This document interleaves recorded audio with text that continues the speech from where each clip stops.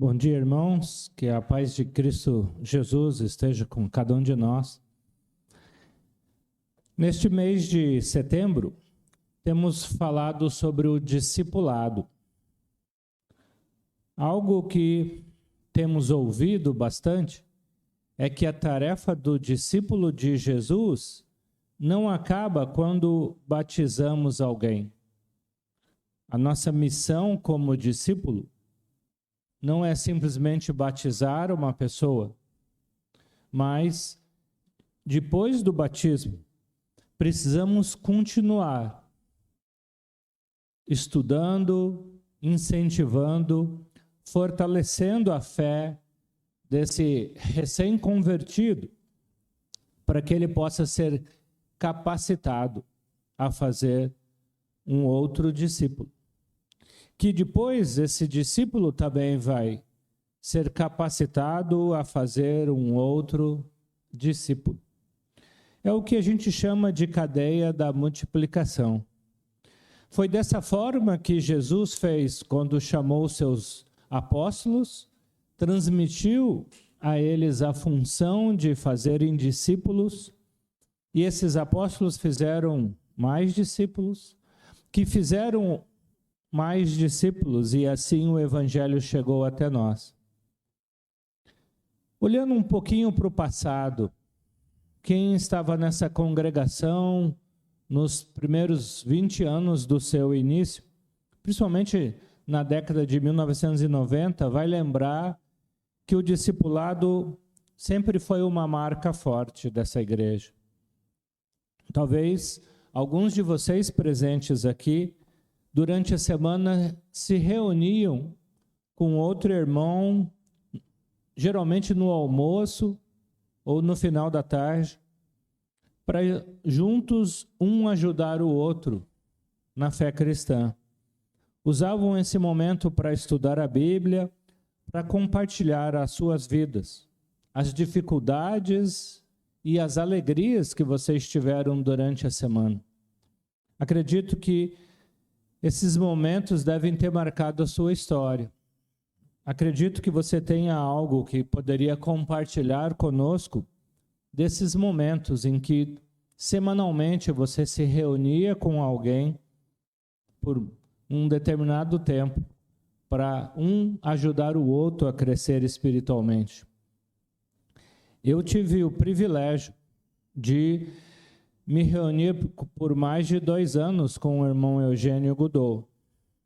Todas as segundas-feiras, depois que ele me batizou, a gente almoçava junto. E na época eu não entendia, com 15 anos, o que ele estava fazendo. Por que por mais de 2 anos alguém senta e almoça e fica 1h30 conversando com alguém? Mas depois eu entendi que o Eugênio estava me discipulando, estava me treinando, estava me disciplinando e me capacitando para a obra de Deus. Reconheço que aqueles almoços não só salvavam o melhor dia de almoço da minha semana, como também foram importantes para eu me tornar o discípulo de Jesus que eu sou hoje.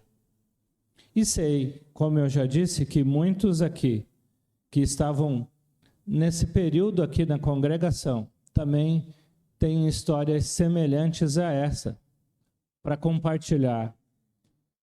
Quando a gente olha para as Escrituras, e a gente falou um pouquinho disso aqui também, o apóstolo Paulo foi um excelente implantador de igreja. Paulo passou pela Ásia, pelo sul da Europa e estabeleceu muitas igrejas. Éfeso, em Filipos, Tessalônica, Bereia, Corinto. Porém, uma coisa marcante no trabalho de Paulo é que ele não apenas estabelecia igrejas de Cristo ao redor do mundo, mas também capacitava pessoas para, depois da sua partida, continuarem fazendo esse trabalho.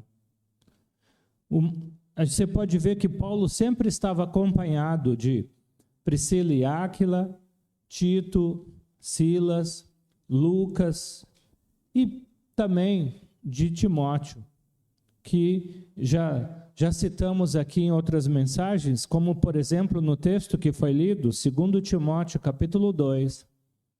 2 Timóteo capítulo 2.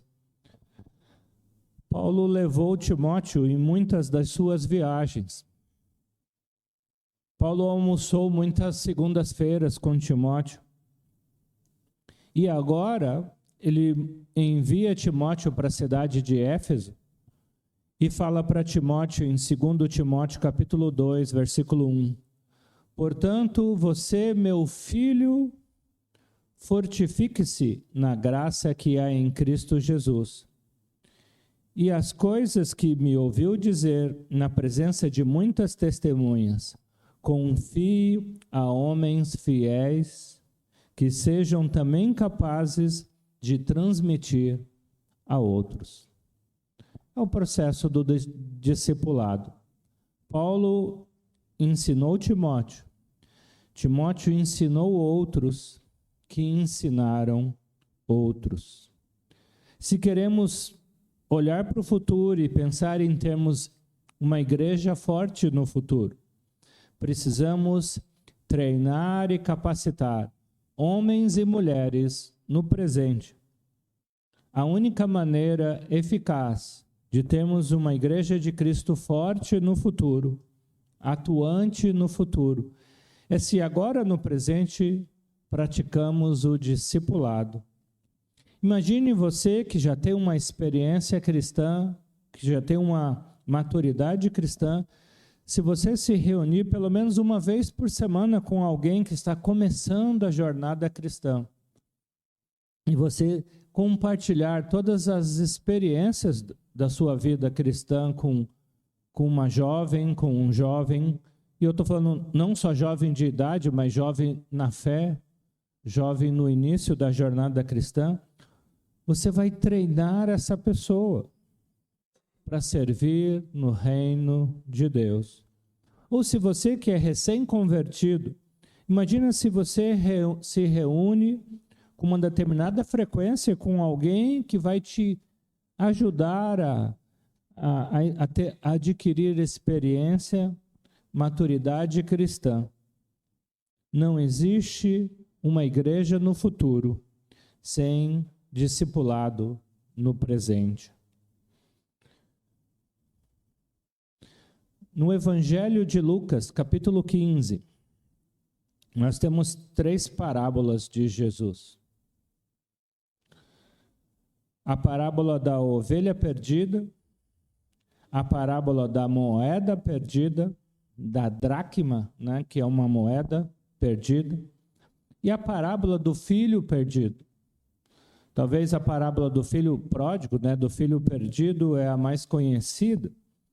Mas eu queria falar rapidamente, nesta manhã com vocês, sobre as 2 primeiras parábolas. Em Lucas, capítulo 15, versículo 9, começando no versículo 8, a gente tem a parábola da moeda perdida. Lucas 15, 8. O texto diz assim: ou, qual é a mulher que, possuindo 10 dracmas e perdendo uma, não acende uma candeia, varre a casa e procura atentamente até encontrar essa moeda perdida? Versículo 9. Quando a encontra, reúne suas amigas e vizinhas e diz: alegrem-se comigo, pois encontrei minha moeda perdida. Versículo 10, Lucas 15, 10. Eu lhes digo que, da mesma forma, há alegria na presença dos anjos de Deus por um pecador que se arrepende. A moeda da dracma, ou a parábola da moeda perdida, nos mostra que existem pessoas que estão perdidas e nem sabem que estão perdidas. Uma moeda, ela não tem sentimento. Desculpa a obviedade do que eu estou falando, né? Uma moeda perdida num canto da casa, aqui num canto do prédio, ela não sabe que está perdida. Ela não se sente perdida. E uma moeda perdida, ela tem um brilho ali. Mas se ninguém pegar essa moeda e usar, ninguém pegar essa moeda e fazer ela circular no comércio, uma moeda em si não tem valor nenhum. Daqui a pouco, poeira, sujeira começa a cobrir essa moeda, ela vai perdendo o seu brilho. E se é num campo, por exemplo, que ela está no lado de fora de uma casa, totalmente coberta de terra, ela vai ficar ali. E não vai procurar sair daquela situação. Essa parábola representa pessoas que aparentemente estão vivendo uma vida normal. Talvez são até bem-sucedidas financeiramente, profissionalmente, têm uma boa carreira, uma boa casa. É um marido, uma esposa, são filhos que estão perdidos, mesmo com tudo em ordem. Por que estão perdidos? Porque eles não têm Cristo dentro de si. Você conhece pessoas assim? Você conhece pessoas que estão vivendo uma vida vazia por dentro, por não terem Cristo habitando em suas vidas? Existem pessoas que, como essa moeda, estão perdidas porque quando elas chegam em casa depois de toda uma jornada de trabalho, depois de toda uma jornada de atividades, elas sentem que algo está faltando em suas vidas. Elas sentem um vazio interior. E algumas tentam preencher isto com trabalho, e mais trabalho, e mais trabalho, né? Tem até uma palavra para isso, né? Workaholic. E o pior, alguns tentam preencher esse vazio que elas estão sentindo com álcool, com drogas, com sexo, com poder, etc. Porque elas não entendem que esse vazio só pode ser preenchido com a pessoa maravilhosa de Jesus. A segunda parábola que Lucas 15 diz, que na verdade é a primeira aí do contexto, né? Eu comecei pela moeda, é a ovelha perdida. Ainda em Lucas capítulo 15, versículo 7, ele diz, qual de vocês, eu estou em Lucas 15, 4, tá bom? Qual de vocês, possuindo 100 ovelhas e perdendo uma, não deixa as 99 para trás e vai ao encontro da ovelha perdida, até encontrá-la? E quando a encontra, coloca alegremente a ovelha sobre seus ombros e vai para casa. Ao chegar, reúne seus amigos e vizinhos e diz, alegre-se comigo, pois encontrei minha ovelha perdida. Diferente da moeda perdida, a parábola da ovelha perdida mostra pessoas que estão perdidas e têm consciência de que estão perdidas. Talvez não tinham no começo, mas depois tiveram essa realidade. A ovelhinha estava pastando no aprisco junto com as outras 99 ovelhas. E aí ela viu que parecia que tinha um pasto um pouco mais interessante mais para frente. E outro pasto mais verde mais para frente. E de repente um caminho interessante que ela não tinha percebido, que parece legal. E ela vai por esse caminho. E aí a ovelhinha anda mais um pouco e vê montanhas e outros animais e outras criaturas que chamam muito a sua atenção, que assim, não era aquela monotonia de as ovelhas serem tudo iguais ali no aprisco. E parece que está tudo bem, está tudo legal. Até o sol se pôr, até começar a escurecer. E aí ela começa a ouvir sons, barulhos que te metem medo. E ela se sente insegura. Ela procura o pastor que sempre cuidou dela, ele não está perto. Ela procura as outras ovelhas que sempre encostavam nela e aqueciam no frio, e ela está com frio e ninguém faz isso. E aí ela tenta voltar para o aprisco. Vai por um caminho que parece que é correto, mas no final ela se machuca. Ela bate a cabeça, ela machuca a pata.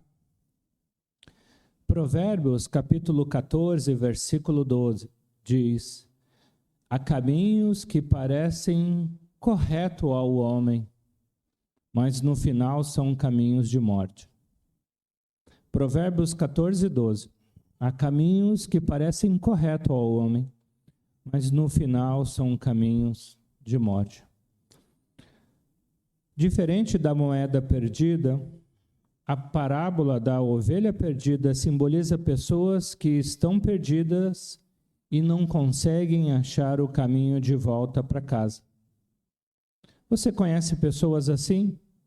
Que talvez já estiveram aí, sentada do seu lado, louvando a Deus, cantando, participando da ceia, e hoje estão no mundo, porque acharam um pasto um pouco mais verde, um caminho diferente e interessante, mas se afundaram no pecado.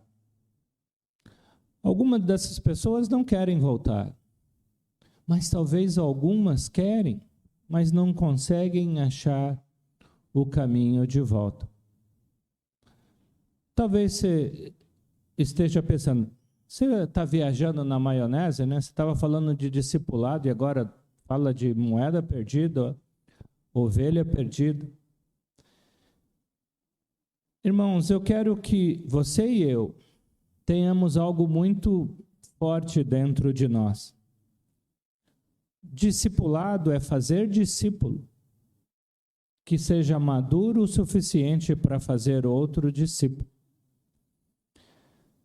Jesus, em Lucas 19, mesmo, no próprio Evangelho de Lucas, no capítulo 19, ele foi até a casa de um publicano odiado pelo povo de Israel. Passou um dia inteiro com Zaqueu, e no final do dia, Zaqueu se converteu. E qual foi a frase que Jesus falou em Lucas capítulo 19, versículo 10? Pois o Filho do Homem veio buscar e salvar o que estava perdido. Eu quero encerrar essa série de mensagens sobre discipulados, colocando dentro de cada um de nós a ideia de que somos discípulos para buscar os perdidos. Eu vou ser capacitado por Jesus, através do meu irmão, através da minha irmã, a trazer outras pessoas para o reino de Deus. Discipulado que não visa buscar o perdido é um clube social. Discipulado que só pensa em nós não é discipulado. Discipulado precisa pensar que temos irmãos que já estiveram aqui no nosso meio e precisam voltar para o aprisco. E juntos podemos fazer isso. Juntos podemos trazer essas ovelhas perdidas do reino de Deus. E juntos também podemos trazer pessoas que nem sabem que estão perdidas. Discipulado visa eu e você, nós dois, um fortalecer o outro, para que como aquela ovelhinha perdida, a gente não se afaste, a gente não vai embora, a gente não desperdice tudo o que Jesus já fez e investiu nas nossas próprias vidas. E juntos, fortalecendo um ao outro para não nos afastarmos, para não sermos levados pelas tentações desse mundo, também podemos trazer outros para esse aprisco. Discipulado é fazer o que Jesus sempre fez, buscar e salvar o que está perdido. Você aceita fazer parte dessa equipe? Que maravilha se a gente puder olhar para o futuro e ver cada irmão, cada irmã aqui fazendo discipulado com alguém, se reunindo uma vez por semana, num horário para juntos compartilharem as suas alegrias e frustrações da semana, as suas vitórias e decepções, para que um ajude o outro a permanecer fiel a Deus e para que juntos possamos buscar e salvar os perdidos. Oremos.